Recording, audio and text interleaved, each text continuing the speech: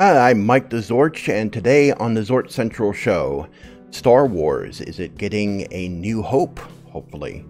EA has got a problem with Battlefield 5, and does the No Man's Sky need an endgame? We'll be talking about this and more today on the Zorch Central Show.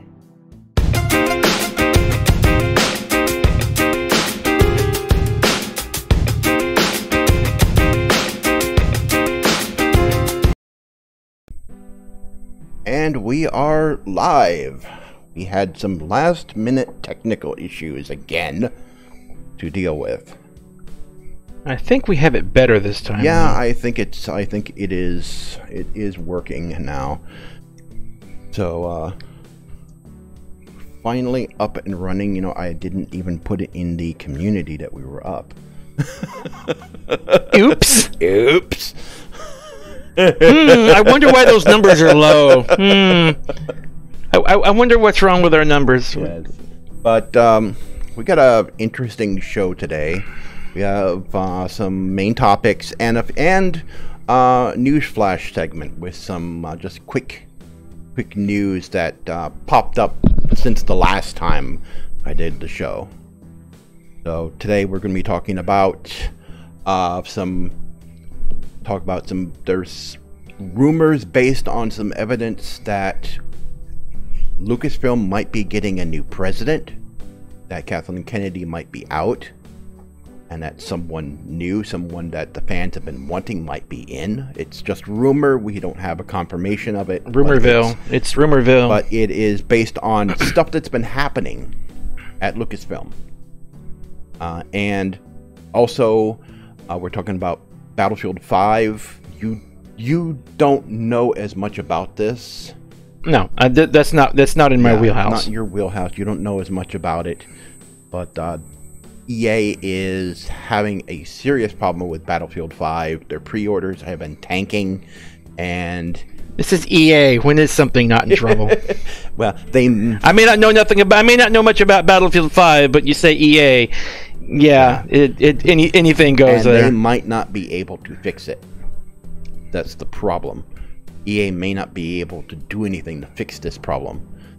And then another topic, one that you will probably want to field a lot more, is there's been debate of an end game for No Man's Sky, or some people wanting an end game for No Man's Sky, a game that was designed not to ever end.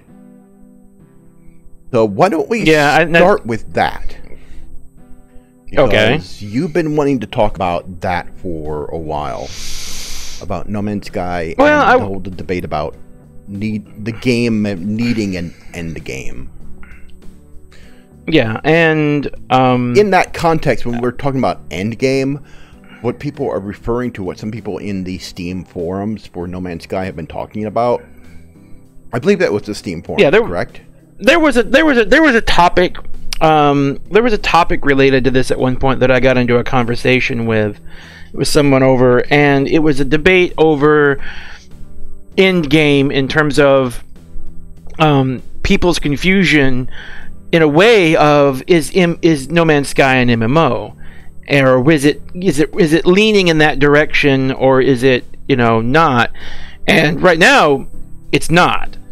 And so it made it confusing, though, with people thinking that it, kind of starting to feel like it could be going in that direction, what an end game would look like. An end game in terms of what started it was somebody was fussing that, well, I wouldn't say fussing, but they were talking about, they feel like they were doing all this, acquiring all these upgrades and acquiring all these tools and weapons and everything, and they were like, they wanted it to lead somewhere. They felt like it should be worth something, like, what's it leading to? Why am I collecting all these weapons? Is there a big bad guy? Is there some boss or some raids or something like that? And so he was kind of coming at it from an MMO perspective, and people were trying to tell him, no, it doesn't do that. There's no end game. It's more, you're just doing that stuff for convenience, for better firepower, better ship upgrades, just for convenience. And it was kind of throwing this guy off a little bit. So it was a long conversation back and forth of, well, what constitutes when you get all this stuff and you've collected everything in the game, there's nothing really new to do. The game just sort of continues and it doesn't really go anywhere, and you feel like you've made all this progress, but you're not really achieving anything once you've done all this work. Yeah. And that's where the debate was coming in from. Some people saying it should have some contents, there should be raids. I mean, and the thing is, there's this little bit of thing on the freighter where you have these group missions. I haven't done these yet, but there's these group missions you can go on, so it feels like it kind of should, but doesn't. So that's where there was some confusion at. My thing is, it wouldn't hurt for the game to have some sort of high-level content at some point that, for the players who have gotten all the upgrades and all the attachments and all the S-Class modules and everything, to give them a better challenge to use all that into something that could challenge you at that level, that if you're not prepared, this thing would own you. But if you're in there prepared, it will at least challenge you. And there's really nothing in the game that does it. The closest thing you even get is the walkers, and they don't really even not even come close. So, yeah. Does No Man's Sky need that sort of higher end challenge? And I think it would be good if it had something in there to challenge those players who've done all that stuff, to give them a challenge. True. Yeah. What some people have been making the mistake of is thinking that this is an MMO. No, it's not. It's kind of weird because it's in this weird land in between where it almost is like Elite Dangerous in some ways, the way the co-op sort of works, because you can have random encounters.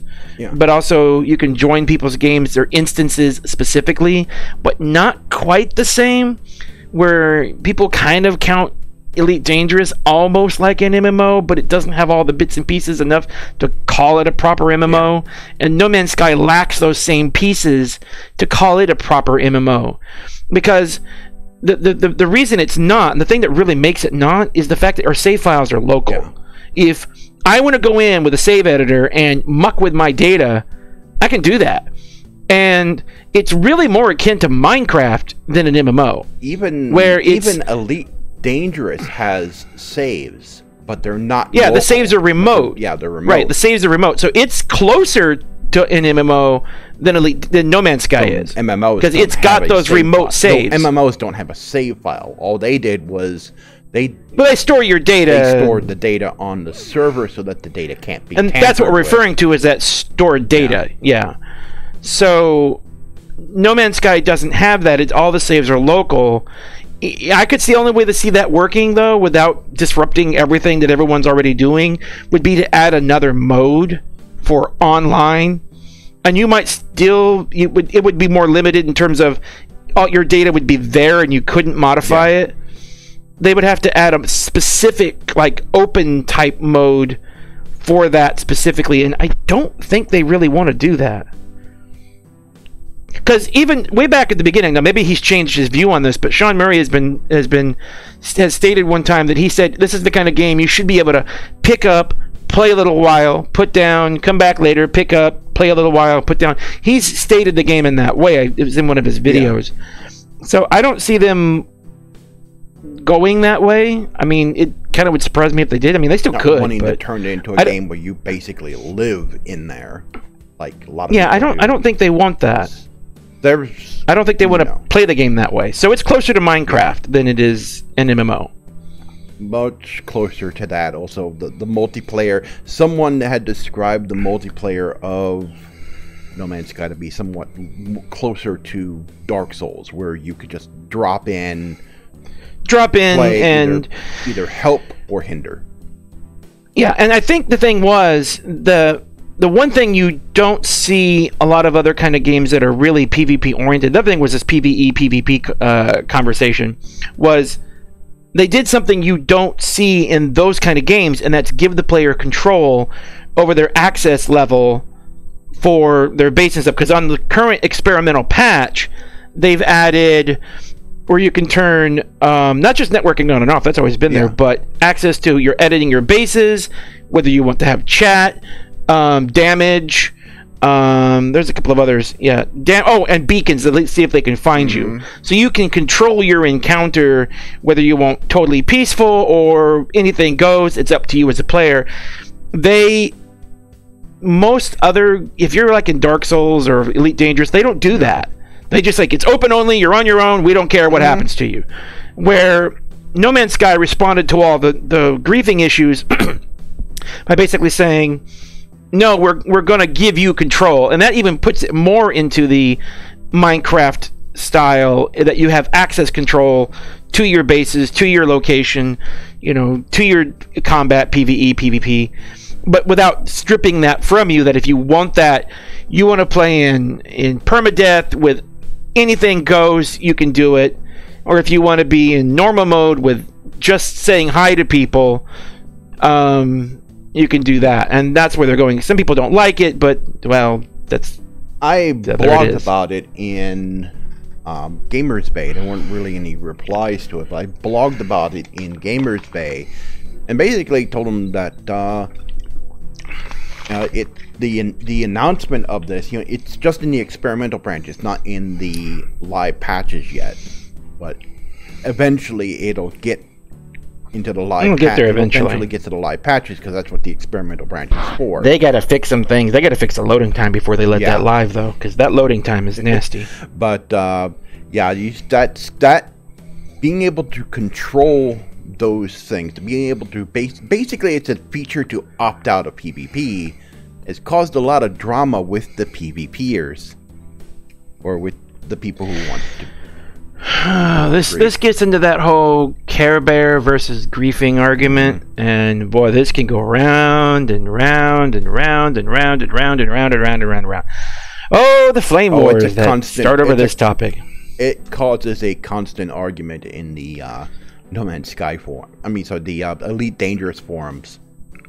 Yeah, it's a constant point of contention. Instead of in No Man's Sky, it's moot now because of what's in the experimental patch. So that's going to make this whole argument moot. But Hello Games decided not to make a decision on it, but to let the players decide, to give them the tools to let them. Well, that's a decision. But well, it's a decision, but they chose to put it in the hands of the players instead of mandating it themselves. Yeah, they're basically saying this isn't that type of game. Yeah, they're stating the kind of game it is by doing that, and it's freaking the game, and it's freaking the griefers out. I think my thing is, it's one thing if a game is legitly designed around PvP, but a lot of times the people who want this, you got people who like to play a pirate. They like to go in and disable another ship, steal their goods. They want that kind of pirate thing. Yeah, there's nothing wrong with that. There's nothing wrong with playing. And there are people who don't have a problem with being pirated. They're like, oh crap, I'm being pirated. If both parties are in agreement to what they're going to do, that's fine. And the game is kind of supportive of that to an extent, because they don't give you all the tools you need to do it properly. Yeah. But what happens when you're talking about griefing is someone who's a coward who will go into a beginner zone and with a very powerful ship and just blow new people or people who are starting out away. But if you challenge these people with an actual combat challenge, they'll run. They'll combat log. They're cowards. It's like, if you want a PvP, okay, fine. Find somebody who's equally ranked as you with an equal ship. Otherwise, you're just a coward. You're not wanting a PvP challenge. You're saying, well, I'm just gonna, you're just getting upset because I'm inconveniencing you. You're just a Care Bear. No, you're a coward. Because you want to go in and blow up newbie ships. That's no challenge. Where's the challenge in that? Yeah. Why don't you go and find a group of people who like the challenge of PvP, who want that hardcore and they exist, to go find those people and, go toe-to-toe with them. Go to people who know how to fight back. Have that challenge if you want that challenge. There's no challenge of going to a beginner area and blowing up somebody else and they get mad and you call them a Care Bear. You're just a coward. Yeah. Because you don't want to put your money where your mouth is and go fight somebody who actually has a good chance of blowing your butt out of the sky. You're just a coward. They may be Care Bears, but you're a coward. Because there's a fine line between playing the game in your specific role, if you want to play a pirate, and harassment. Where, for those who don't know, and most gamers know what griefing is, but those who might be watching who don't know what griefing is basically where another player targets another person for harassment. It's a problem that has persisted in a lot of games. Elite Dangerous, it's a problem. Minecraft, it's been a problem for a long time, where people will just target you for whatever. They're not.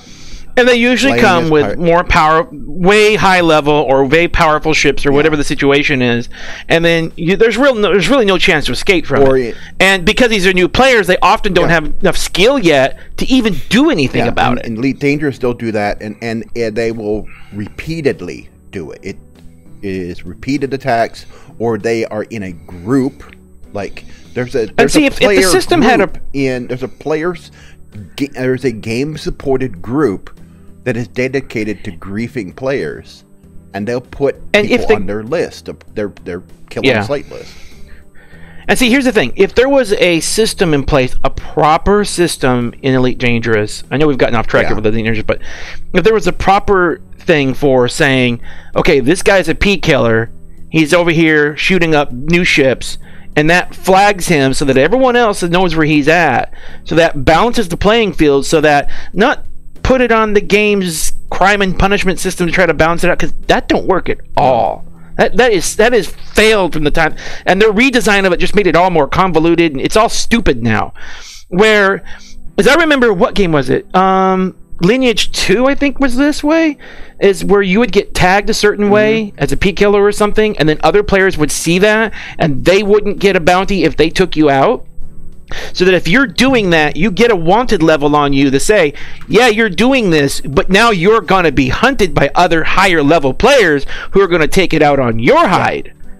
See, now that's where the challenge gets interesting, because then it balances the game out, so you can do that griefing, you can do those P killing things, but at the same time, the game's going to get you eventually by tagging you. Other players are going to get a bounty reward for taking your butt down, so it balances it out. That game doesn't have that. That's why it's just simply griefing, because the system they tried to put in place, they tried to automate it, and it just is terrible. Minecraft by itself does not have any griefing protections at all, and there are people who will just target little kids who are just streaming online. They'll deliberately target them, set up dynamite or TNT, and just blow up their stuff, and they'll just sit there and laugh while the kid's screaming. Wait, I thought they had permissions in that, because I think you have to. You can't just join it. That's if you're running on like bucket server, or if you're running on a server. But if you want to go to a server that permissions are available. I mean, there are open servers, but you can choose the environment. If you just go into any old environment, but you can be more selective about where you go. But if you're like in Minecraft Realms, as far as I know, that doesn't have any kind of protections for that. Yeah, I haven't played that one, so. I mean, to me, it's like find a good server. I don't know if they've got that limited or not on their system or not. No, they need it though, because griefing is a problem there. And which platform is that on? That's Minecraft Realms. That's where you can rent a server, basically. Oh. Yeah. And they don't give you access controls for that? They give you certain level controls, but they don't give you like the level of permission controls that, say, a bucket server would give you, where you can like mark out a space that belongs to a specific person and no one else can edit anything in that space. Like, that's not helpful. They don't have any. Find a better way to play that game, because there are ways of doing that game where there's ways of adding controls to it. There are options. I'm surprised they don't provide them, but there are options. Especially for Minecraft, that's always had some level of control you could add to it. So I don't know why anybody would play that without that. But all right. But the topic... But those kind of controls are coming to No Man's Sky, though, and believe me, people are like, we can't wait for this to come to live, except for the fact that the loading times, oh, please fix that before they do so. Nasty it's horrendous. Times. As I put in my bug report to them, I said loading times of like to which even God has never seen. So, Gurney Halleck. Alrighty then. So, yeah, a game that was designed not to end. There was the debate about the whole end game thing, and you're right. Maybe it does need something that gives players a point to grab all those updated components for their weapons and ships. Gives them a point to have it. But as you said, as I said, and as Sean Murray has said, the game's not an MMO. Or in a way, with some of the stuff that they're doing,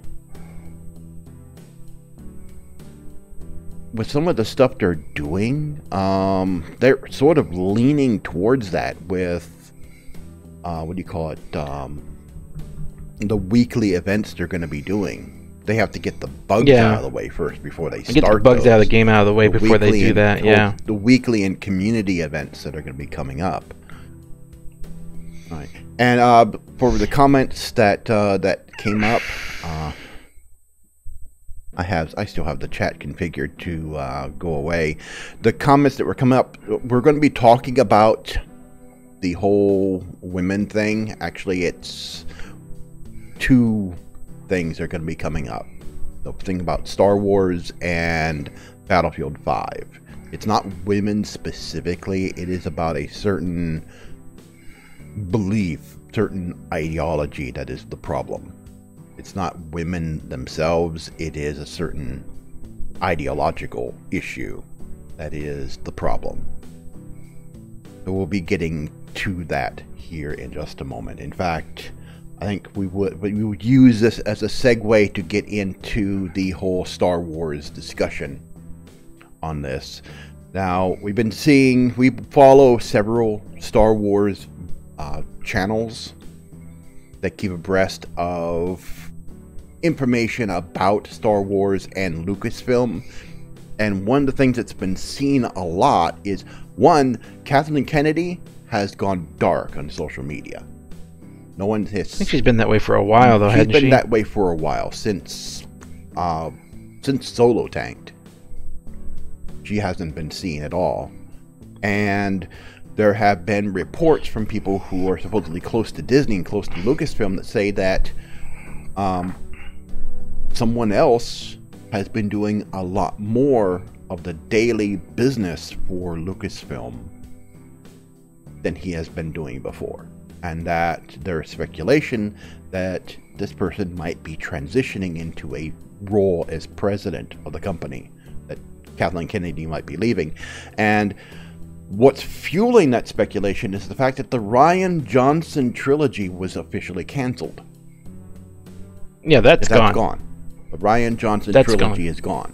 He's not going to be getting his own trilogy of Star Wars films. Now, we're still getting a trilogy from the as far as I know, I have not seen any announcements on that being canceled, but we're still getting a trilogy from the Game of Thrones showrunners. We're still getting a trilogy from them. And of course the Star Wars trilogy? Yes, still getting a Star Wars trilogy from them. And also oh, good, then Phasma might actually get a role finally. Yes. She might actually get to do something important, because those guys are going to show her some love. And right now, filming is happening right now. The cat's meowing. Right now, episode 9 is filming right now.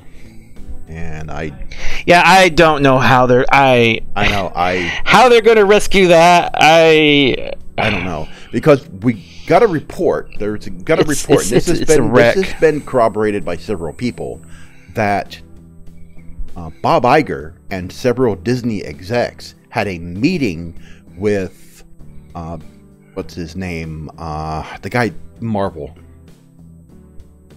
Kevin Feige and Kathleen Kennedy from Lucasfilm, and Bob Iger wanted her out.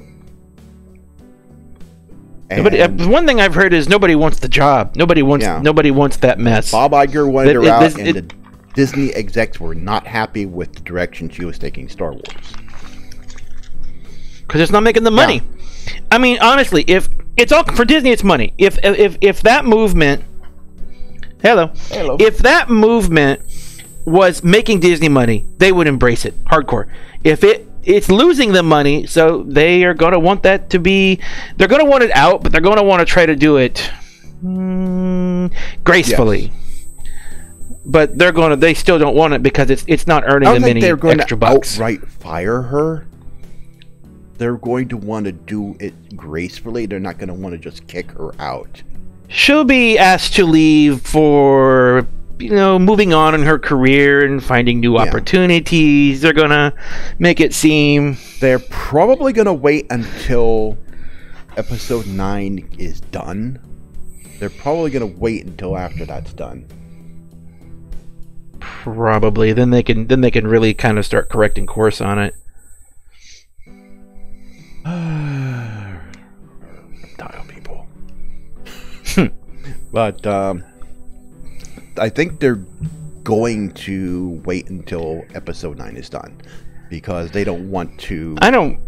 They don't want to scare the shareholders, investors. They don't want to scare the investors, shareholders. They need to keep those folks happy, and that's what their goal is to keep them happy so that they can keep the money flowing. And they need to get Star Wars back on track because they spent a lot of money on that, and they got to make all that back. Now, I think they kind of have, but in order to make it profitable, to make it really have been worth it. Now, getting to the issue. Also, the speculation also is that the person that they may be looking to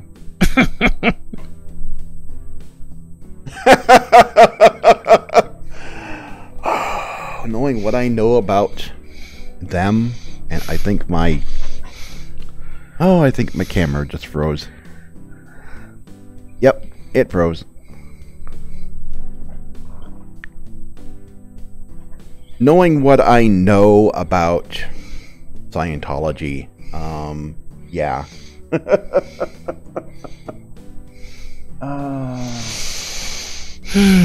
My camera here. Okay. Yeah, it's doing that again. Oh, did we push the record on that? I don't think we did. Did you? You did? Okay. Okay. So, let me get to the issue here about what's with Star Wars. The problem is not women. It isn't women. The fact that there are women in Star Wars, that there is a female main character, that's not the problem. It was never a problem. It was perfectly okay with a main character being a female. There's no issue with that. The issue is the whole social justice, political correct mentality, the whole social justice warrior ideology. And that is that men are evil and that men should be feminine. The whole and the denigration of masculinity, the demonizing of masculinity. And there's also the promotion of hate for white people also. Because if you want true diversity, if you want true equality... Oh, I'm in trouble, ain't I? If you want true diversity and true equality, you need it for everyone, regardless of age, sex, gender, regardless of religious belief or lack of religious belief or where they were born. It should be for all people equally across the board. No one left out. Social justice wants to leave out certain groups that they deem undesirable, which is white people and masculine men. That's what the issue is. And that is the ideology that was put into Star Wars.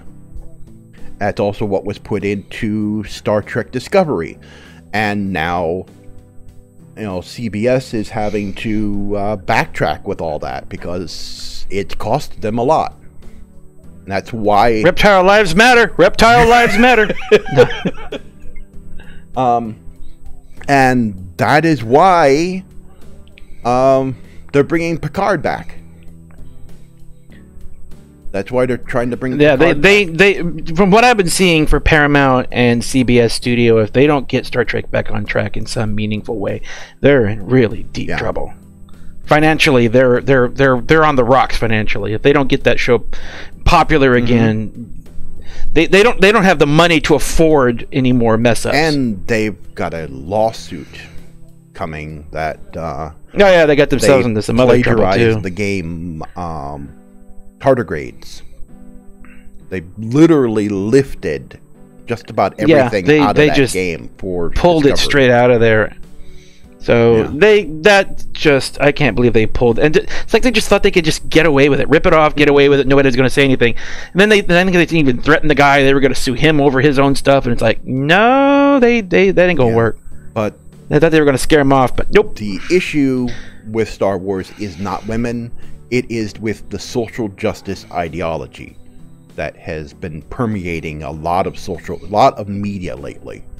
That is the problem. The two best samples of this is that Force's female shirt and the treatment of Poe as opposed to Holdo, the way that interaction went, and Poe as opposed to Leia, the way that interaction went. That's an example of where that ideology was shining forth. That movie has a whole bunch of other structural issues, but that's the part where you really see that the most. There's also the fact that story-wise, I mean, I'm not a professional writer. I had been off and on working on a novel, and I also write fan fiction fairly frequently. In fact, I've got a chapter I need to finish before the end of the month. But even I know story structure, and the story structure of The Last Jedi is just all over the place. The pacing is all wrong, and then a lot of things just don't make sense. Like, Luke is really out of character here with the way he was portrayed. Even Mark Hamill kind of said, even Mark Hamill knew it was wrong. He was really all over it for a long time. He was upset about it. He was trying to be professional, but if he wasn't being professional, he'd been screaming at the top of his lungs that this is all messed up. That this was... He's a professional, but he was basically, in his professional way, this is screwed up, was basically what he was saying. Yes. And also, Rey sort of breaks the hero's journey whole sort of principle. And because let's face it, she's a Mary Sue. She has everything handed to her in a silver platter. She is the perfect millennial hero.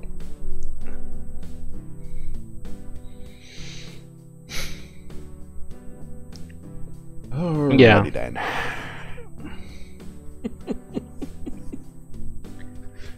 But yeah.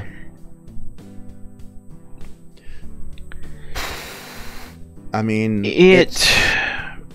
I'm get worked up. I've been working on not getting as worked up over this whole thing, because it's. I'm hoping that the changes that they're. I'm hoping that those rumors are true, because if they are true, there's light. There's light at the end of the tunnel for this. Yeah. Spark of hope. It's kind of funny because you saw the Last Jedi referred to in the title of Episode 7. In The Force Awakens, you saw Last Jedi, and then in that next one, it was Spark of Hope. I have a feeling that the Episode 9 might be titled Spark of Hope. Thank you, KHDD.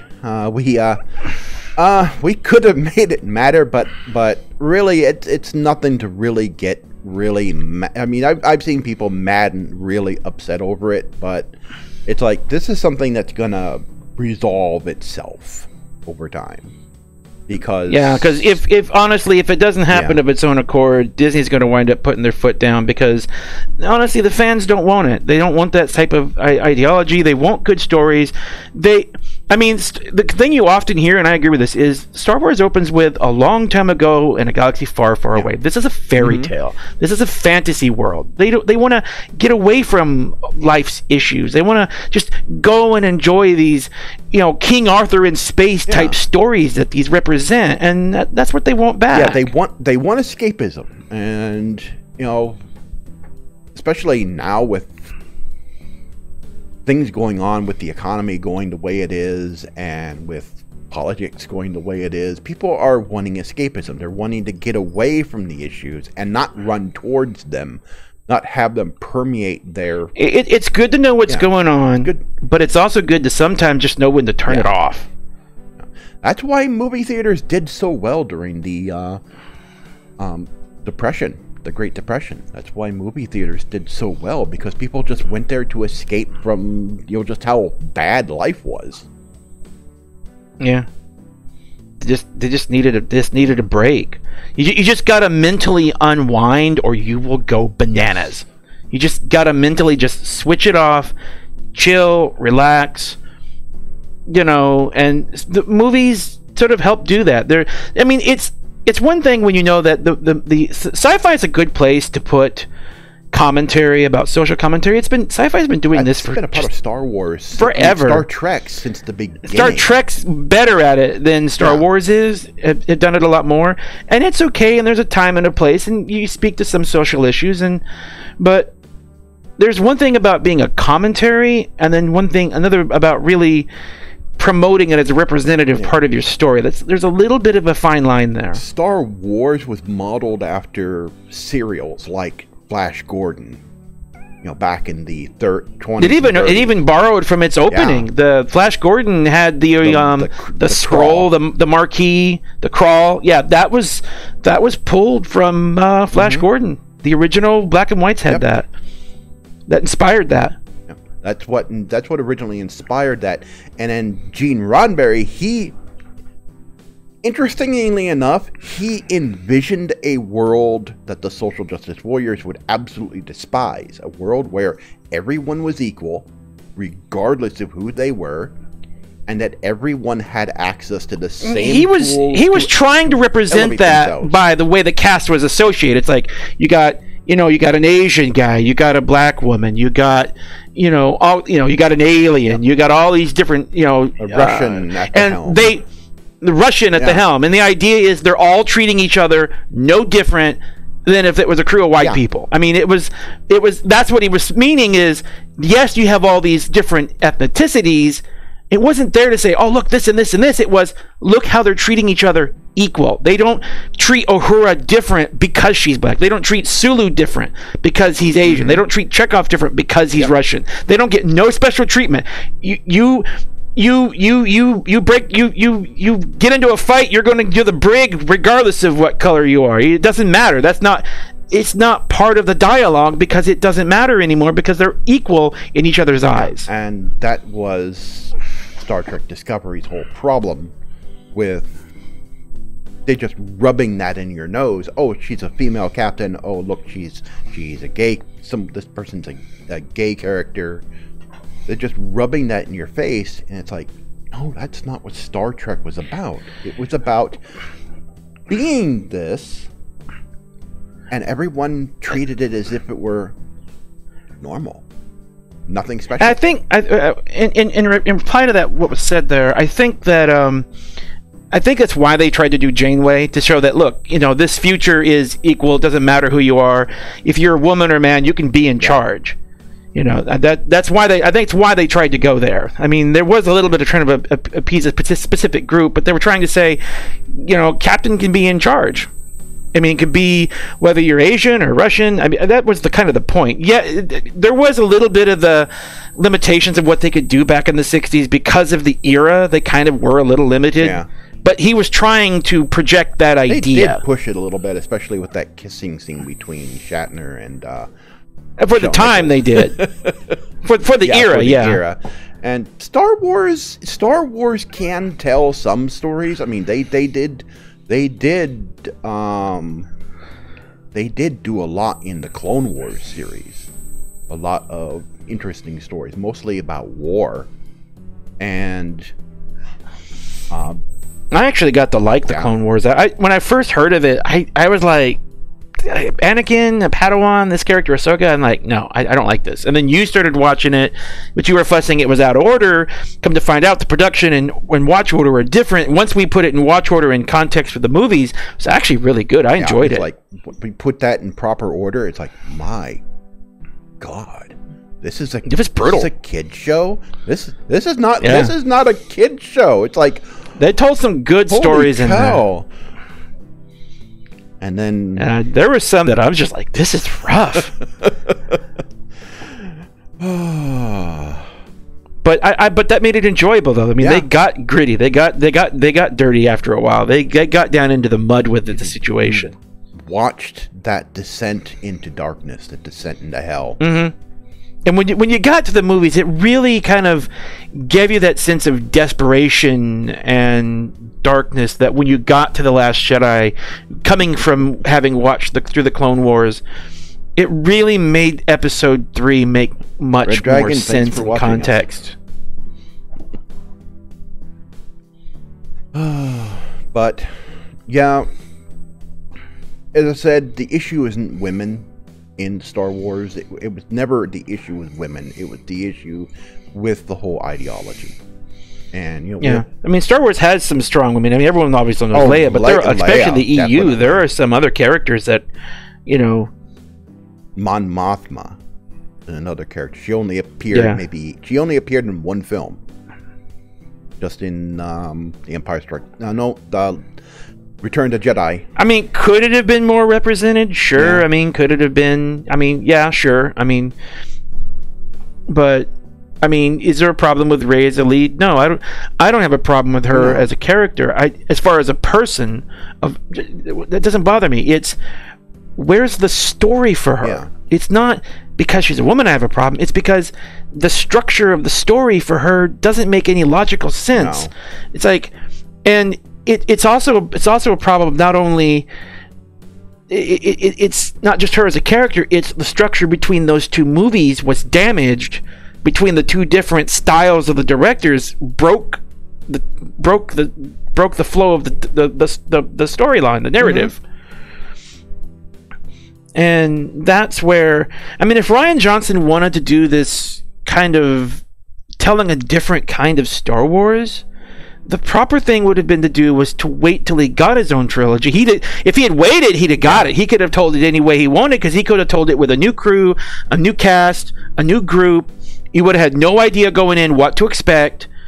It's like, go in, follow J.J. Abrams' lead, since he'd already established it. They didn't have anything else set up. Follow that, roll with it, expand on it, give some of the fans their, some of the things they're looking for, and then, finish it off. And then once you're past that, then you can work on a new trilogy, a new story, and be subversive at that point. Tell Star Wars in a different way without risking, the franchise. But he got in a hurry and messed it up. Yeah, that's basically what happened, and they gave such an important franchise to someone who is relatively untested. I mean, he's got one. He only had one major movie, one major movie, and one smaller movie, maybe a few TV shows. Yeah, that was it. I mean, this guy's not. It's nothing against untested, but that was too big a risk. Yeah. I think it was way too big a risk. I mean, we're getting Ron Howard.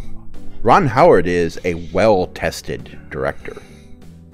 He directed. The thing is, Solo. by the time he showed up for Solo, most of it was already. They had to do so many reshoots. Captains cannot save the ship from sinking if it's already taking on water. They didn't have enough buckets for that. Because Ron Howard's a great director. He did Apollo 13, which is a masterpiece. Yeah. So it would have been more interesting to see if Ron Howard was able to control the creative process from day one. It would have been interesting to see what that movie would have looked like. Because the two people they had before, I kind of, after looking at what they did, and the kind of directors they were, I can kind of see where they would have ran into trouble, because those guys were comedic directors. They're more directing comedies, and they were trying to, from the way it sounded, you know, hearsay, there's it looked like maybe they were trying to make it too much of a comedy, and it wasn't really capturing the right tone. And their casting choices were really poor in terms of who they picked as Han, because there was a lot of people who there was some of this other guy, I can't think of his name now. There was the fans were saying this guy, and they could have got him, but they didn't. They went with this other guy. I don't remember the exact details of who was who there, but they could have gone with better choices. And so by the time Ron Howard came in, they had to do a bunch of reshoots, a bunch of corrections, and it didn't let the movie become what it really needed to be. Now I understand that Glover, he did a really good job with Lando. Yeah, except for where they tried to make him weird. Yeah, he wants that robot love. There was the comments made by people afterwards, after the film was out, in response to the fans. Not only Rian Johnson's comments and Kathleen Kennedy's, but some other people, especially in saying that, calling Lando pansexual. That never felt like it was part of his character. I mean, when you look at his interactions with Leia, he's a ladies' man. I mean, you know, otherwise he'd have been snugging up to Han just as much as Leia. You know, or like, you know, he'd have been over there humping the Millennium Falcon. So R2-D2 would have been in trouble. Oh yeah. C-3PO would have been, you know, molested. You know, it's all of that. Whatever. It's all of that, I think, and how they were treating the fans, and all the anger that they were, showing towards the fans of the films. I think that's what really got under Disney's skin. But as a character, the way he was originally established, he was like Han. He was a ladies' man. That was his character. Yeah. So trying to alter that and say that he was something else, it don't make no sense. I mean, sure, it's fine. People want to do all that other stuff, great. But that wasn't his character. No. So the speculation right now, based on stuff that's been going on at Lucasfilm, especially at Skywalker Ranch. I'm really hoping this rumor is true. I'm really hoping this rumor is true. Disney may be grooming Dave Filoni to take over as president of Lucasfilm. Yes. Yes. A lot he needs to be there, Kevin Feige. Yeah.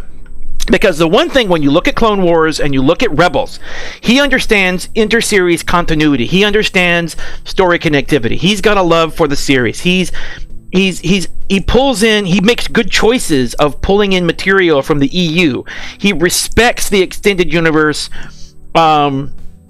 that even though it's no longer canon, he respects the material and uses it as a source material for that. And the way Marvel pulls in their comics, not precisely like they are, but pulls them in so that they are, makes them fit within the context of the story they're trying to tell. The way that he brought Thrawn in was different than the Thrawn in the books, but at the same time, he tried to capture the essence of his character. They kept the essence of who Thrawn was, and I mean, he might not have been as tactically sensitive, but that's where it's like, how do you set the scenarios up in a 30-minute cartoon as opposed to a book where you can really go into the details? They did a good job. They made him menacing. He was dangerous. I liked him. I thought he was all right. Yeah, they made him feel threatening. Yes. At least I thought they did. Yes. But he has a better eye for the broad term of where the story's going. He has a better eye for the connectivity, the background, the lore. He would be a good Kevin Feige for Star Wars, to connect all their shows and all their series and all their movies, mainline trilogies and spin-offs. I think he would be a good person to make all those fit together, to have that larger Star Wars context and bring those things in one episode here, or this movie here, would really mean something 2 or 3 movies down the line in a really significant way. If he'd been running that, we'd have had a whole different story. Definitely. So I'm really hoping that he'll take that, because I'm really hoping they can do that, because I think he would be good for it. He's as close to a Star Wars Kevin Feige as they're going to get, and he's got the chops for it. I think he could do it. I think we've basically said all we really need to say about this particular subject. The problem with women. The problem is the whole political correctness, SJW ideology. Women were never the issue. It was the ideology that was the problem. It's okay to fight for equal rights, but don't do it at the expense of doing it. You're doing it in reverse. You're like what you said earlier. Basically. And now it's time for some news flash. Some of the news that took place, some of the events and things that took place between first episode and this episode. So we've lost a couple of people. We lost the Japanese voice actor for Dr. Oak from Pokemon. We also lost Motown legend Aretha keep getting her name wrong. Aretha Franklin. And we also recently lost Senator John McCain, Republican senator of Arizona. Yeah, I believe so. Yeah, we lost him, and also Nvidia has unveiled their new 2000 series cards, the 2060, 2070, and 2080 and 2080 Ti cards, which are, instead of not GTX but RTX, which exemplifies the ray tracing capabilities of the cards. These are designed specifically for real-time ray tracing. It'll be interesting to see what games that start to use that will look like, to see how much it really improves. They had a list of several games that supported it. Final Fantasy 15 would be supporting it. Shadow of the Tomb Raider would support it. And they already have it built into the games? Getting it built into the games. And there are several others I've never heard of before. Some new games that I never heard of before. But the hardware was designed to do ray tracing in real time. Now, are these just like single light sources, or is this like a global light source? Is there any idea of how they're applying it? I don't think it's designed that's a pretty expensive process. I don't think it's for the entire scene. It's for certain elements in a scene. Like a car headlights or an overhead lamp or something. You have to watch the whole presentation of what they're doing. Okay, I haven't seen it yet. But to give everybody an idea of what ray tracing is all about, it is a different way of rendering graphics. That it still uses polygon. It's the lighting. It's the lighting. If you ever watched like a Pixar movie, when they render out the frames for the film, they use ray tracing. They do the lighting right. When Weta Workshop was working on Golem, animating Golem, the reason why the lighting is so good on Golem is because they used ray tracing for that technique. Yeah, ray tracing is a very expensive process because you have to get all the, because it allows them to do like light reflecting, like say if it's light hitting a mirror, like a fully reflective surface, as opposed to skin, where that partly absorbs the material, and the calculations of how it would absorb and how it would reflect and how much light would remain when it reflects and how it would scatter. Those are two different things, and then the way that if it passes through a material, how it would alter the light, and so that the reflection on the other side would be proper, and be accurate. It can be an expensive process. Also, Steam TV had its debut. It was just being tested by Valve. They broadcasted some of the International, which is their Dota 2 competition, via the service. Steam TV integrates with their online chat in Steam. And so what it will be is it will be a competitor to Twitch eventually. Now, Steam already had live streaming functionality built into the client. How does this differ? I think you still use the Steam client. I believe also they're going to have it to where you do have a key where you can stream with OBS or some other software of your choice. So it's outside there. Is it outside the client itself, or the web page that you go to for Stream TV brings up that new chat interface. that that Valve introduced not long ago, where they trying to make the chat look more like Discord. They introduced that, so not a lot of details out yet, but it's not out yet. It is supposed to be a competitor to Twitch eventually. There are some technical issues because when I tried to watch it, they had audio problems.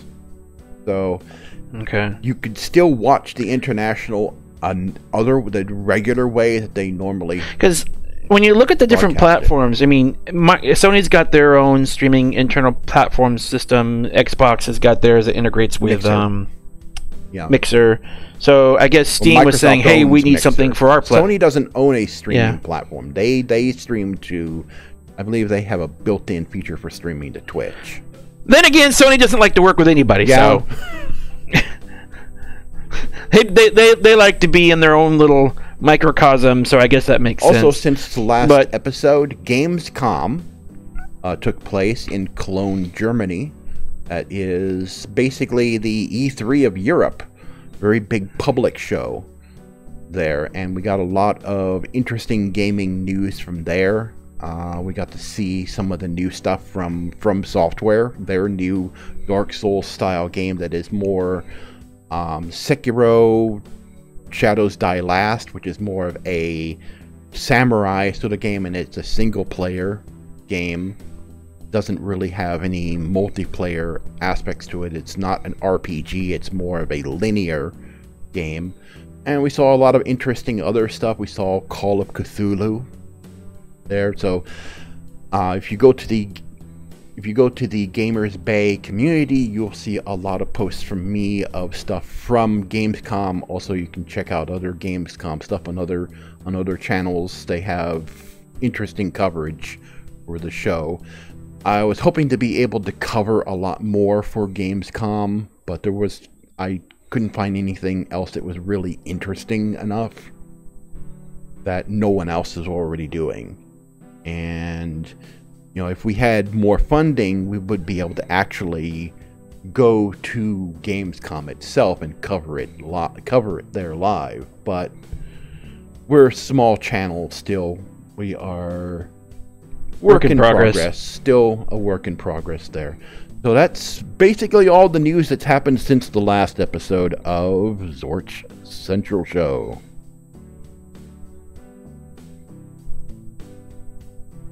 Alright. Now, the last topic is something you don't know specifically a whole lot about, but it sort of... Yeah, I'm not as familiar with this. Sort of ties into what was happening with Star Wars. It's not as much. Not as much. This is more a combination of problems all happening at once. But you said EA was at the center of all this. EA was at the center of all this.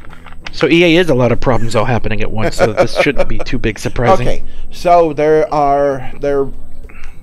are making another Battlefield game, Battlefield 5. And Battlefield 5 takes the game back to its roots, back to World War II. Now, Battlefield 1 was World War I. And Battlefield 5, the fifth game, there was a Battlefield 3, Battlefield 4, now they're calling this Battlefield 5. I know it's confusing. This one goes back to World War II. And the pre-orders for the game have been dismal. Awful. Nowhere near expectations. I think everybody's kind of tired of all the pre-order stuff because there have been too many cases. I mean, not to pick on No Man's Sky, but it is an example of sometimes when a pre-order can go sideways when you don't get what you expect. There have been a lot of other games where you got a game and you didn't get the game.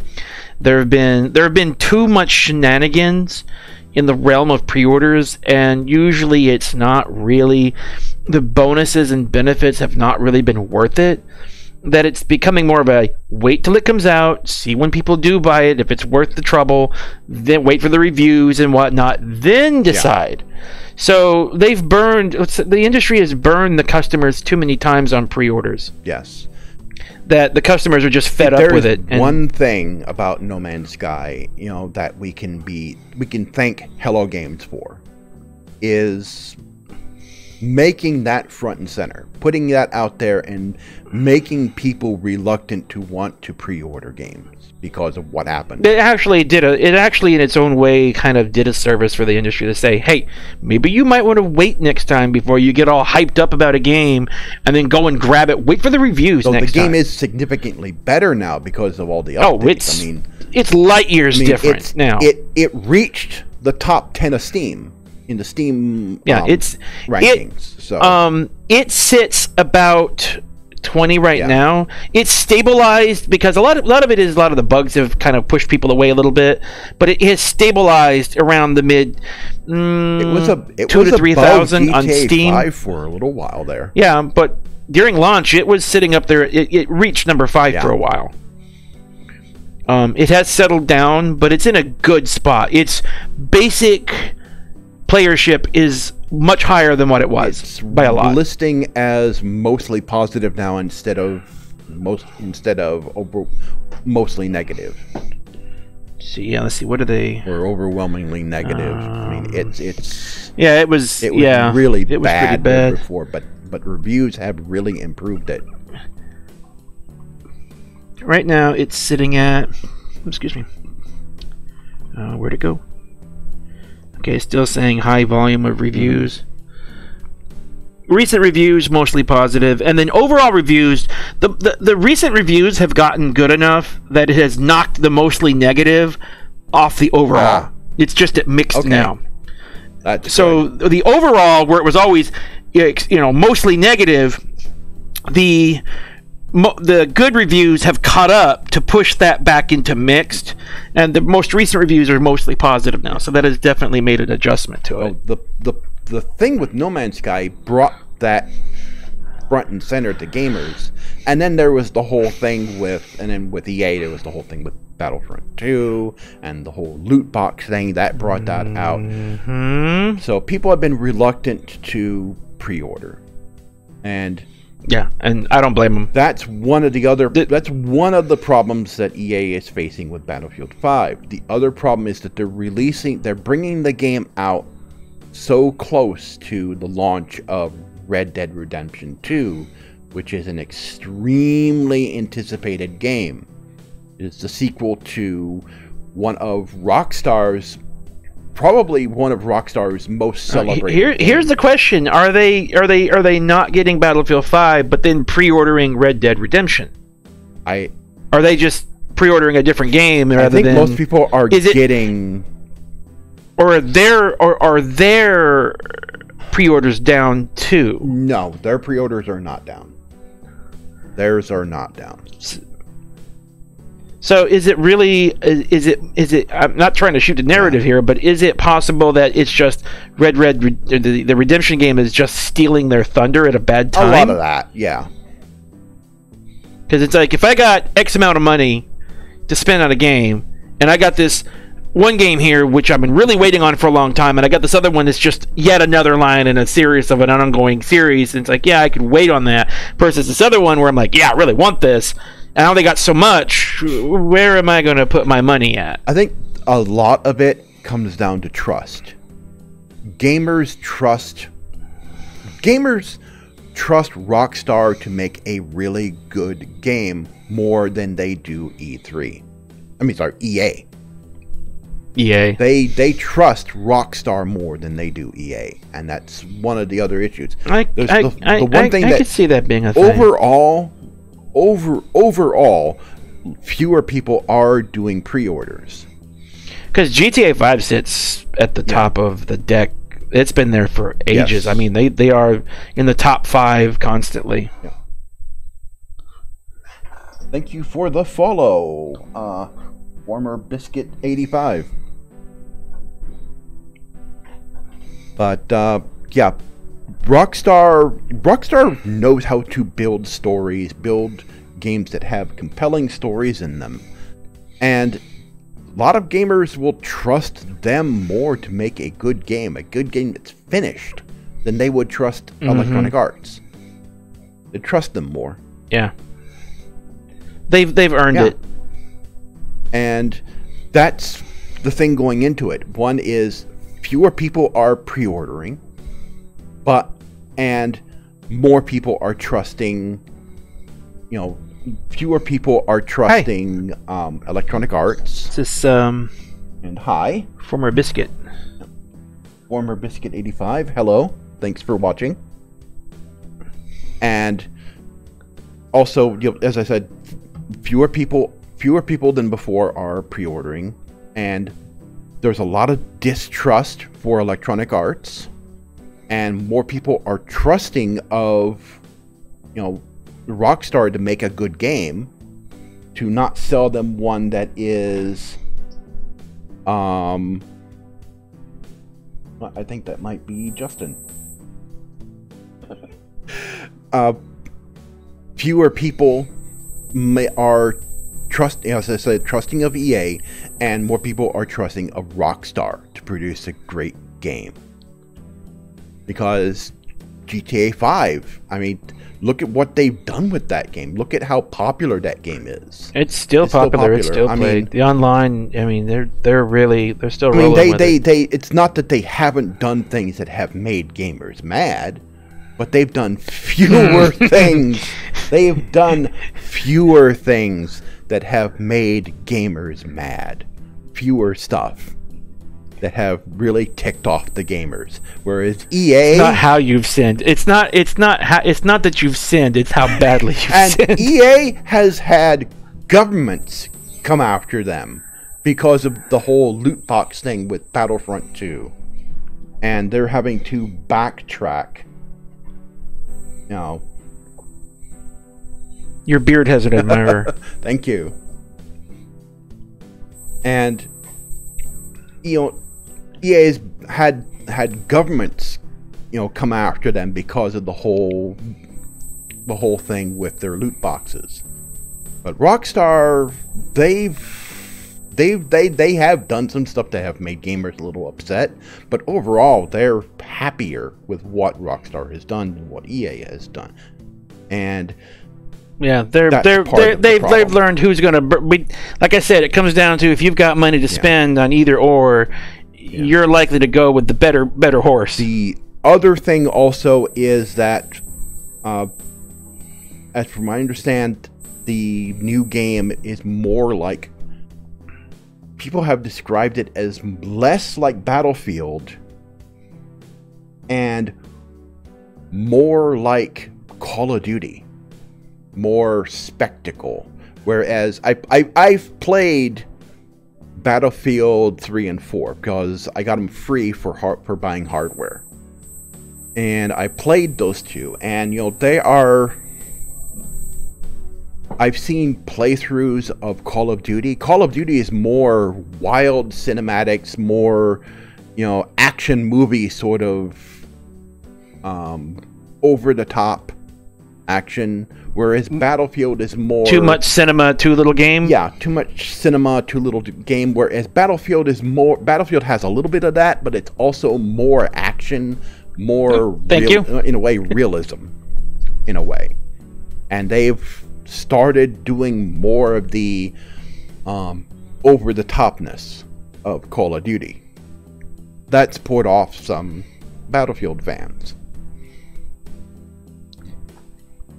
And then the other issue is similar to what was plaguing Star Wars, and that is they've introduced a little bit, not as much, but a little bit of political correctness into the game.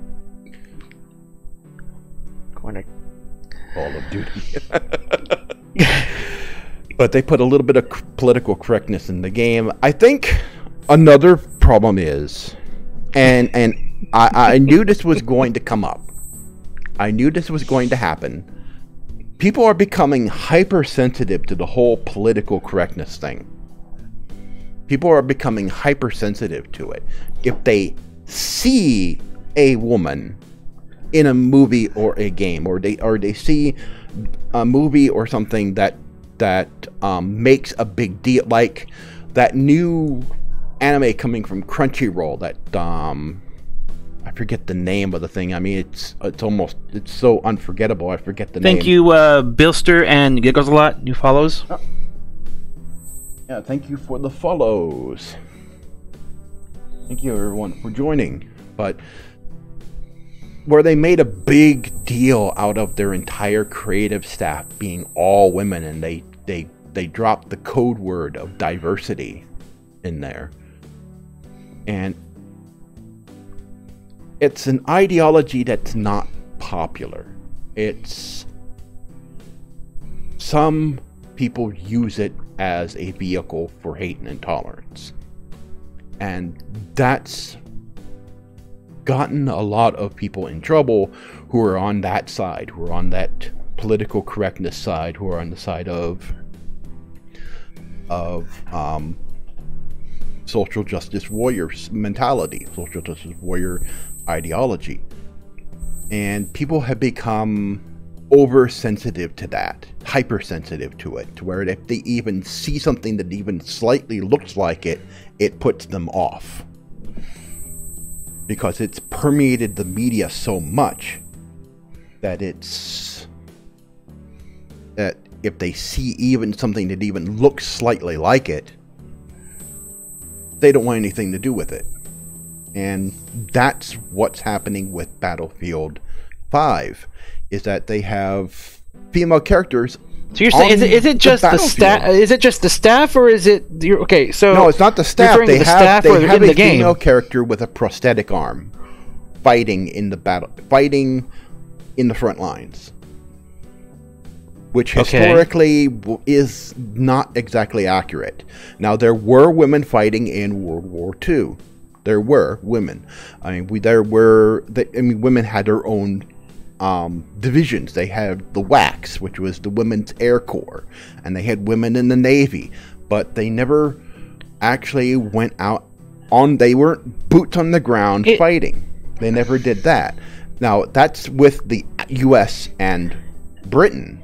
It's one thing if you're trying to make a political statement, but if you try to retro-do a particular era, which the mentality of that era is the same, it does no good to try to go back and retroactively say, well, this era is this or that, because we're gonna try to correct it and try to make it what we want, because you're no longer accurate. You're taking it out of a historical context into a fantasy story context.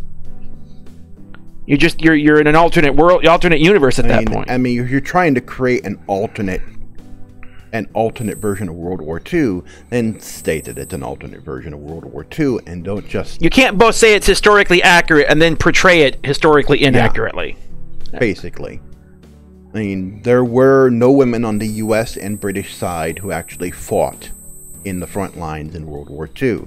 It was different if you were in Russia and Yugoslavia, where women did play a much more of a role in fighting, and then there were women who were couriers and spies for the French resistance during the Second World War. But on the side of the Allies, no, there were no women on the battlefield except for specific roles, and they were trained to fight. They were expected to do their job and do everything that a man was expected to be able to do. They were expected, to basically pull their weight, but they were never put out on the battlefield.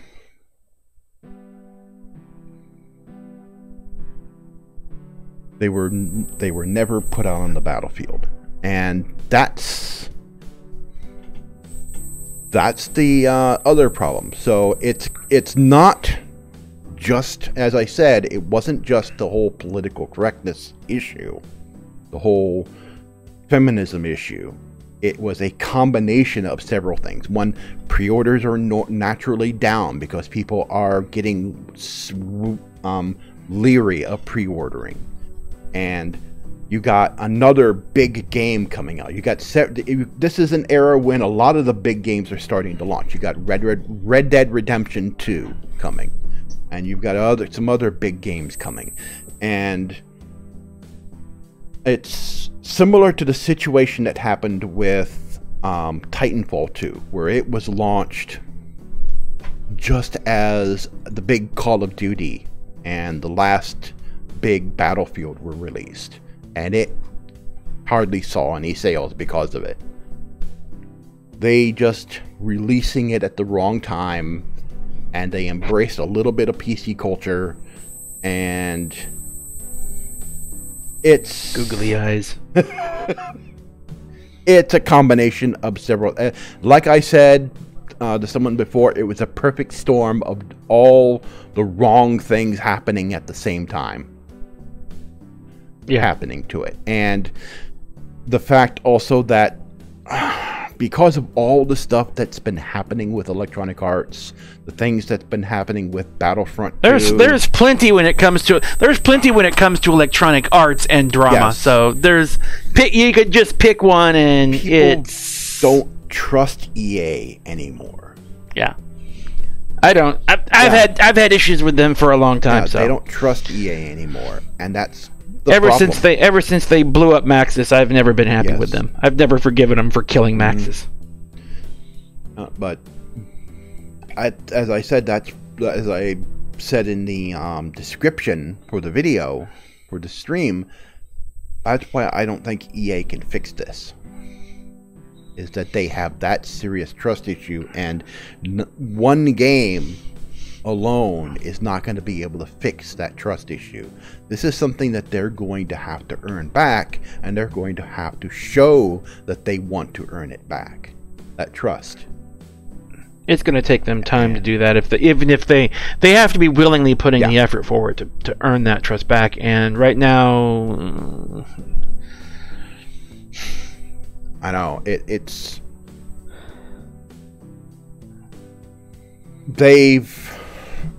There was an article, and someone did a video on Electronic Arts where they were claiming Electronic Arts was claiming that they had grown a moral compass, and the video was showing just how complete. When you have to sit there and state that you've grown a moral compass, it questions your moral compass. Because they say, "Oh, we've got a moral compass. We're going to do more for the gamers," yet they still do the same crap they were doing before in FIFA. Because if you do, you don't have to say it. You just have to show it. It'll show in your work. They haven't been showing it because they're still doing that same crap with FIFA. A moral compass versus just being, what am I trying to say here? A moral compass as opposed to just being ethical in their practices. There's a difference between the two. Yeah. Because treating your customers properly, treating your games properly, treating your IPs properly, just being a good business with good business practices, as opposed to having a moral compass. Moral compass just says, "I'm not going to mug you," but you still could do unethical things where you're still trying to rip them off in some way. So there's a line there.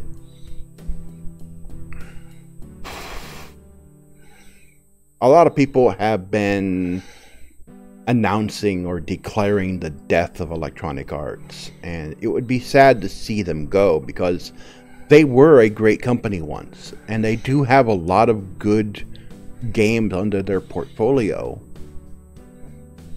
It has, I think they have too much. I think they have too much value in their company in terms of their IP and the products that they have. That they would get. I don't think they would ever vanish. They might get tossed about, but as long as people are buying their stuff in massive enough numbers that they can afford to do their stuff, of doing what they're doing, they're not going to go anywhere per se. But at the same time, if they keep messing up, that's going to dwindle to the point where they are going to be losing money. They can't maintain the quality of product, of product, and at the same time being able to produce those kinds of games with too limited a budget, that it's just going to be a downhill spiral until they do go bankrupt, because they can't afford to make those kind of games anymore, because they can't take the risks. They can't take the risks, and they can't make the high-end AAA products. So they the numbers catch up to them eventually. And then they got when your budget runs dry, that's it. And then the whole bad PR thing of the whole loot box debacle happened, and Then this happened of people just basically calling them up saying, no, you don't have a moral compass. And then the whole thing with the Madden tournament that happened recently, where someone lost a game and they just started opening fire. What this was this? at a Madden tournament, one of the EA Sports Madden game tournaments. Someone lost a game and they pulled out a gun and just started shooting. That's the last thing we really need is for all stuff like that to happen, because that just perpetuates the whole myth that gamers are violent. I mean, there are some people that just can't handle it. I mean, there are people out there that just should be kept away from certain things because they just can't handle it.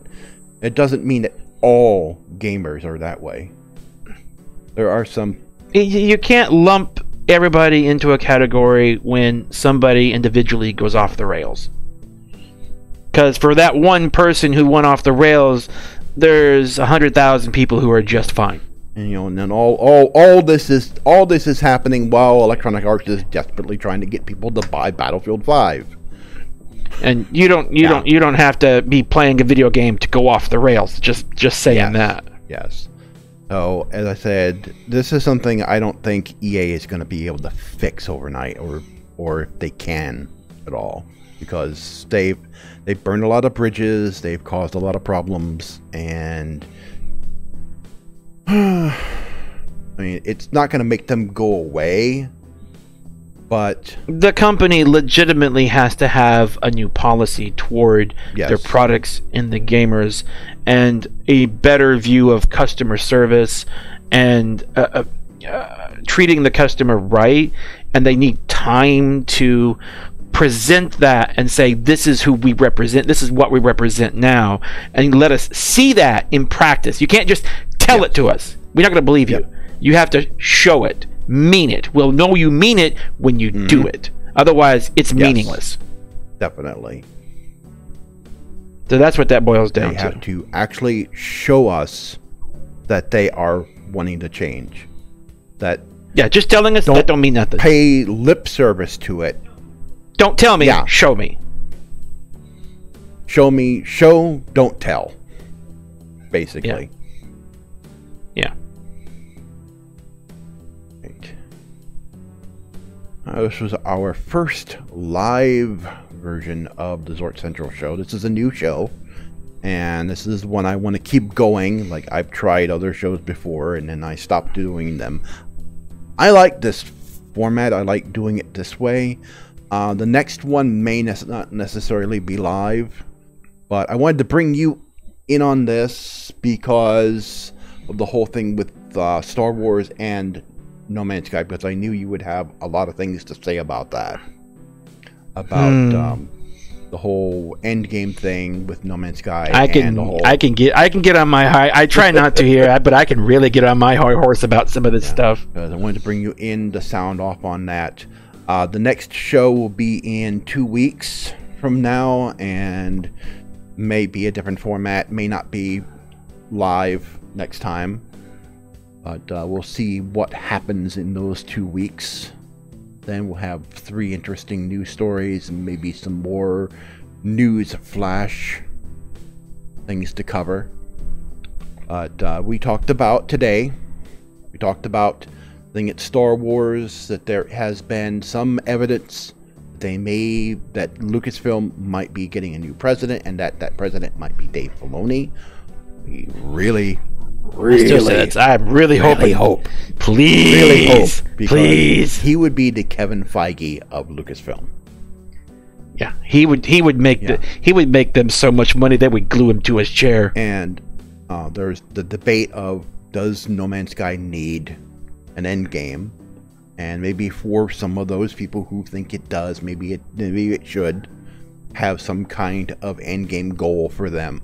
Even though I just want to say one more last thing about No Man's Sky. One thing I would love to say is, the one thing I really wish they would do is the frigate mission reports that you get when you send your frigate off and it comes back.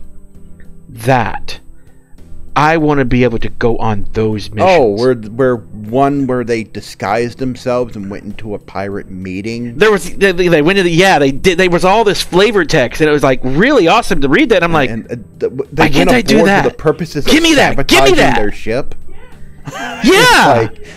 Give me that. That looked awesome. Make that missions. Make those things that we can go on and do and influence in some way. Allow us to basically say the commander or the admiral is going on this mission with this group, that you can pick one of these and go with them on their combat or exploration or whatever missions, and you can influence them. You talk to the NPCs, all this different stuff that's in those reports that you can do. That would be awesome. It's like you watch this, you read this stuff, and it's like, holy crap! Whoa, that was cool. I want to go. Let me go with you guys next time. That's where all the fun stuff is at. You guys are having all these missions, and there's this bombing and the sabotage, and you're using this cloaking device, and it's like, I want to do that. You know, give me that. I want to see that. That would be awesome. That's where Sean Murray got his comment of the whole Star Trek away team thing. Well, I think that came from that multiplayer mission thing. This was more the Battlestar, I think, side of it, and a little bit of both. I want to go on those missions. Those sort of things you would have been doing in away team. Yeah, because the frigates have 4 players. When you send a frigate out, basically give the the command crews going with you, and you get 4 of your buddies. You dock on the platforms. There's 4 platforms on each one, and then you tell the captain of that frigate, because you're the kind of more admiral, okay, to proceed with the mission, and he warps you off, and you go in, and all that stuff takes place, and you do all that activity of whatever it is that you would normally just see in a flavor text. You actually have all that happen to you. The freighter moves into position. They're trying to transfer cargo, and you're going out there, and you're trying to guard it or protect it, or you do a survey, and maybe nothing happens in that system, so you jump to the next. That you go on these missions. That you go on these things, that you can go with them, and that somebody comes in, and then maybe you have a sensor thing that reports, hey, the package was detected, a bomb is about to go off, and you're trying to run all over the freighter trying to find the bomb before it blows up the cargo hold or something, and then you're like scanning, and then you got to look for a bleep or something to see if something is going on, just something to get you involved in that. To influence that mission, and then you come back, and then you've made that mission successful because you went in and personally got involved in the process of that. That I would love to see. Definitely. And okay, it just gets me because I'm like, I want that. And lastly, we talked a little bit about, well, actually a little bit about the whole thing going on with Battlefield 5, how it's a combination of several things. One, people's distrust of Electronic Arts. People being just hypersensitive to anything that even slightly looks like SJW ideology. And the fact that the game's also coming out around the same time as a huge, highly anticipated game like Red Dead Redemption 2. Which is bad timing. Really bad timing. People having a really poor opinion of Electronic Arts at the exact same time. And then also DICE and EA changing up the whole definition of what a Battlefield game is too. That's putting the fans off a little bit. It's a combination of several things. Yeah. And EA is going to have to really work hard to fix a lot of those issues, if they can at all. Yep. Whew. They have... I don't envy them. I do not. No. One bit. I mean... For those folks who have gotten caught up into the whole SJ movement, the W movement, have discovered that it might cater to a minority, but it doesn't make you money. No. The overall fan base doesn't really like it very much. It's not profitable. I think they're learning this the hard way, and hopefully that this run of this is just going to be a thing that's going to pass on as time goes forward. We'll get over it, because it's not making them any money. They're losing money over that ideology. Said with the thing with Star Wars, the issue wasn't women. The issue was never women. It was the issue with the whole ideology, the whole belief. Well, that and the broken story. But it's a broken record. We're repeating ourselves on this. Yeah, it was never anything wrong with women. It was with this whole belief, this whole thing that's being pushed by, social justice warriors, people in political, these people promoting this whole political correctness and third wave feminism. That's the problem, not women. They were never the problem.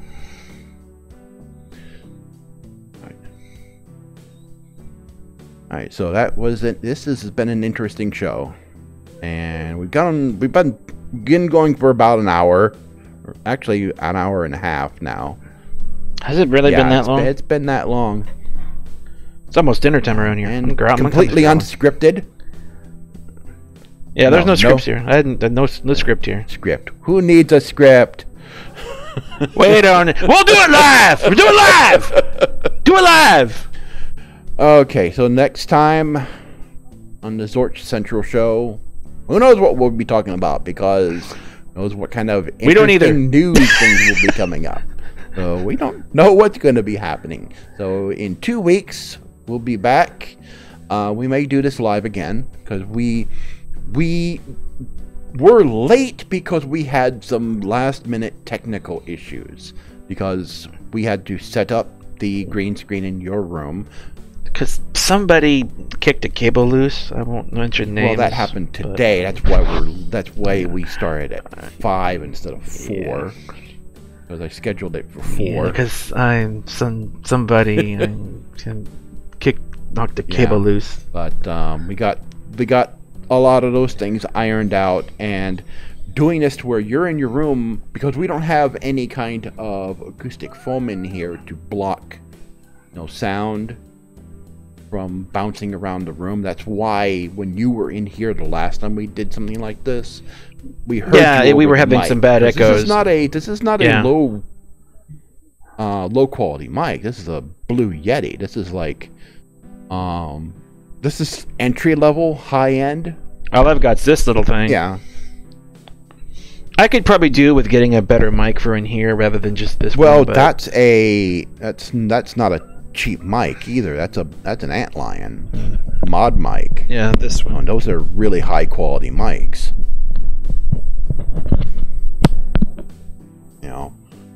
It's not poor quality, but we had some technical things to work out, and finally got them ironed out. And actually I'm streaming from in here to in there with OBS. I'm streaming my OBS stream to his machine, and then he's picking it up, modifying it, because I got a green screen behind me in my room, but I'm not filtering it. I'm doing the compositing. He's taking it in there, and he's filtering it on his. Yeah, doing the compositing here on this end, and then we're streaming out from here, and then I'm streaming to Restream.io, which is then restreaming that to YouTube, Twitch, bouncing all over the place. Bouncing all over the place. I may add Steam TV to that in the future. We get the ability to stream from OBS to Steam TV. May do that to expand, the show. Put it out there. It depends on if they open it up to where you can do that, or will they just make it to where you have to have Steam to do it. Is it limited to Steam only? Yeah. But I think if they want, I don't see it being beneficial if they will have to open it up. If they want streamers to, they'll have to open it up. Otherwise, because people aren't going to use their client when they need OBS to do that. So I don't see them keeping it locked down, because otherwise, what's the difference in what it is right now? There's no benefit over to what it is if they don't open it up. There's no advantage. There's no difference. There's no improvement, because you one last minute news story. This is one thing that did pop up between the last show and today, is Twitch is changing their Twitch Prime service to where... Yeah, what was it about? Because I saw an email with this. What was this about? Basically, Twitch Prime is no longer ad-free. Doesn't that kind of defeat the They're purpose, wanting though? people to buy into their more expensive Twitch Turbo service. So they moved that over to the ad-free thing over to Twitch Turbo. But Twitch partners have a toggle that they can turn on. That will turn off ads for Twitch Prime members. So they're basically setting it on by default for ads for Twitch Prime members, but their partners can turn that off to turn off ads for Twitch Prime subscribers. I still don't see this being a very popular and change. Streamers are not happy. The streamers are not happy because people streaming on Twitch, unless you are a partner, like certain people are partners where they have that little check next to their name on Twitch. I think because what do the streamers get out of this? The ones that have a check deal for them, and that's they're it. the partners. They get a share of the ad revenue, whereas everyone else, like our channel here, we're not a partner of Twitch. They may run ads on our video, on our stream, but we won't see any of that money. See, that's no deal for us. That's just a deal for them, and that's not going to be very well. They're especially when they're starting to become competition. Yes.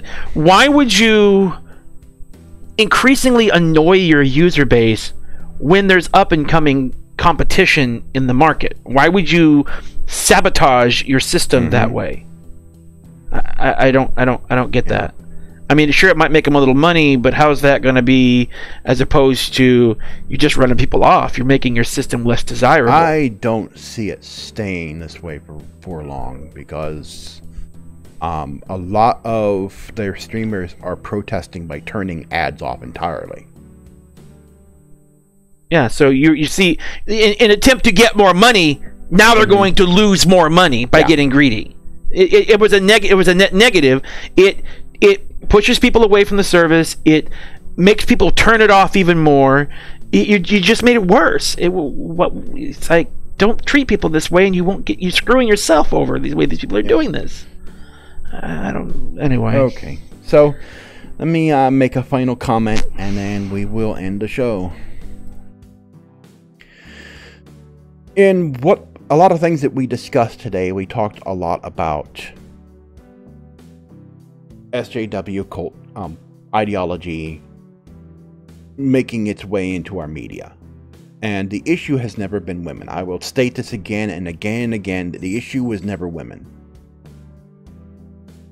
The issue is with an ideology that promotes hatred of men for being masculine, that promotes hatred for people who are white, and they have tried to portray their ideology as something good for society, and it's not. It is thinly veiled hatred, thinly veiled bigotry, and it's not good. It isn't good. They try to paint it that way, but it isn't. And that's the problem. That's the thing that people have such an issue with. The problem was never women. I fully believe in equality for everyone, regardless of who you are, regardless of what you are, regardless of whether you're a girl that likes other women or a girl that likes men. Regardless of your sexual orientation, regardless of what your beliefs are, whether you're Muslim or Christian or anything else, or whether you have dark skin or light skin, or whether you're no matter what. If you're a human, you should have same equal rights as everyone else. And it doesn't matter if you're a man or a woman or a man who identifies as a woman, it doesn't matter. You're a person, and you are equally, you should equally get the same respect. You should equally have the same rights as everyone else. And no one else should be left out.